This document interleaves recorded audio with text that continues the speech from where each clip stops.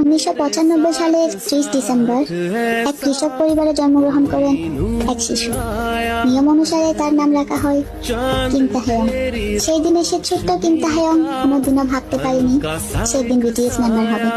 ছোট্ট এক কৃষক পরিবার থেকে বের হয়ে আসা সেই কিম তাহেয়ং আজ বিটিএস মেম্বার হুই। তবে সামান্য এক কৃষক পরিবারে বেড়ে ওঠা কিম তাহেয়ং থেকে বিশ্বের নাম্বার 1 কে-পপ বয় ব্যান্ড বিটিএস মেম্বার হয়ে ওঠার গল্পটা ছিল না খুব একটা সহজ।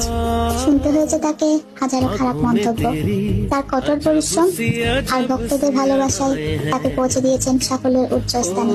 হ্যাঁ, আজকে আমাদের সেই কিম তাহেয়ংয়ের জন্মদিন। আজকের এই দিনে আপনার জন্মদিন পালন করার মতো সাধ্য হয়তো আমার নেই। তবে আল্লাহর কাছে দুহাত তুলে দোয়া করুন, আল্লাহ যেন সারা জীবন আপনাকে হাসি খুশিতে রাখে।